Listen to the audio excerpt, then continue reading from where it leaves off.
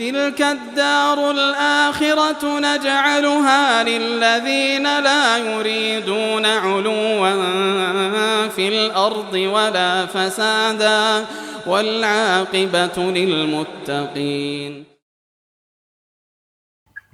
Bagaimana kaidah memahami bahwa Islam melalui Rasulnya, bagaimana Rasul berdakwah dengan berlemah lembut. Nah, sedangkan Ahlus Sunnah harus bersikap keras terhadap Ahlul Bid'ah. Bagaimana kaidah memahami persoalan tersebut, Ustaz? Baik. Jazakallah khair.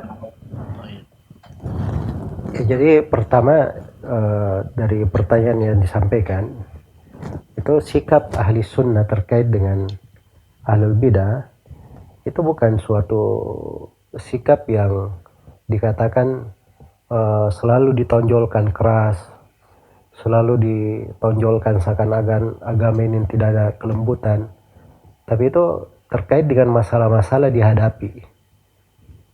Ya, ketegasan yang seperti itu ada kaitannya dengan memberikan hukuman untuk orang-orang tertentu. Ya, seperti tiga orang sahabat yang tidak hadir di perang Tabuk oleh Nabi Shallallahu Alaihi Wasallam, akhirnya diberi hukuman tidak dibicarai selama 50 hari 50 malam. Akhirnya mereka bertobat dengan tobat yang sebenar-benar tobat, sampai diabadikan di dalam Al-Quran. Saya bacakan tadi ayatnya. Ya ayyuhalladzina amanu taqullaha wa kunu ma'as shadiqin. Wahai orang-orang yang beriman, bertakwalah kepada Allah dan jadilah kalian orang yang jujur. Ini potret orang-orang yang jujur, tiga orang yang jujur di dalam taubatnya. Jujur di dalam taubat mereka. Iya. Nah, itu diamalkan oleh sejumlah sahabat di dalam perkara-perkara yang sanksi terhadap orang yang milisi syariat. Misalnya Abdullah ibn Mughaffal radhiyallahu anhu pernah melihat ada orang yang dia membunuh hewan buruan, itu memakai batu kerikil kecil. Ya, batu kerikil kecil ini dimaklumi dia tidak akan membunuh. Ya, tidak akan membunuh. Maka Abdullah bin Mughaffal pun berkata bahwa Nabi melarang dari perbuatan itu. Karena itu tidak membunuh hewan buruan, kalau dia dipakai perang pun dia tidak akan memperbaiki cara membunuh musuh. Nah, itu tidak sejalan dengan rahmat di dalam Islam. Maka orang ini berkata, saya mau tetap saja seperti itu. Maka kata Abdullah bin Mughaffal, kalau begitu saya tidak akan berbicara dengan engkau selama-lamanya. Ya. Jadi itu memang dilakukan terhadap orang yang menyelisihi pada tahapan yang seperti itu. Dan itu sebenarnya adalah rahmat untuknya. Sebab kalau dari seorang sahabat yang dipandang oleh manusia, yang mengambil ilmu dari Nabi, memperlakukan dia seperti itu, nah itu menjadi pelajaran besar bagi dia. Bisa saja dia berubah karena hal tersebut. Ya.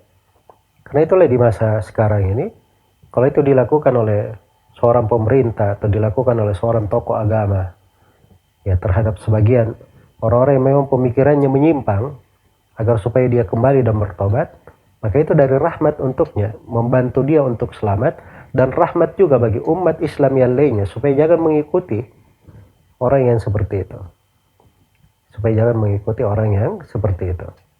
Tapi kalau misalnya diperlakukan tegas, keras, tidak bermanfaat, menambah dia sewenang-wenang, maka itu tidak disyariatkan untuk dikerasi, tapi dicarikan cara yang lain untuk hal tersebut. Karena itu di masa Nabi ada kaum munafikin. Ada kaum munafikin di masa Nabi SAW. Abdullah bin Ubay, betapa banyak sejarah kemunafikan dia buat prahara di tengah kaum muslimin. Sampai turun beberapa ayat terkait dengan tuduhan-tuduhan dia. Tapi bersamaan dengan itu tidak ada Nabi SAW memboikot Abdullah bin Ubay bin Salul. Bahkan ketika dia meninggal, Nabi malah mendatangi kuburannya, mensolatinya. Sampai turun ayat untuk nabinya di dalam hal tersebut di surat Taubah.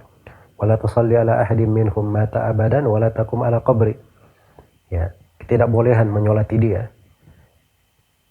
Maka ini Kenapa Nabi Shallallahu Alaihi Wasallam tidak melakukan hal tersebut? Diterangkan di dalam sebuah riwayat, Nabi berkata, la yatahaddatsun nas anna Muhammadan qatala ashabah. Jangan sampai ada manusia yang bercerita bahwa Nabi Muhammad itu membunuh kawan-kawannya sendiri. Nah, itu kan menjadi masalah besar. Di tengah umat Islam ditahu hukumnya. Abdullah bin Ubay ini munafik. Hukum dalam Islam boleh untuk dibunuh, misalnya. Ya, itu di tengah umat Islam dipahami. Tapi di luar umat Islam boleh saja dijadikan itu sebagai bumerang terhadap Nabi. Oh, ini Nabi Muhammad, orang sudah masuk Islam, bersama dia dibunuh sama Nabi Muhammad. Disebarkan di tengah manusia, membuat orang lari dari agama. Maka itu bertentangan dengan prinsip-prinsip dasar agama, ruh di dalam agama ini. Maka ini masalah ada timbangannya, ada aturan-aturannya. Ya. Karena itu seorang itu mengambil ilmu seimbang, jangan dia ekstrim berlebihan dan jangan pula dia menyepelekan. Dia berada di pertengahan.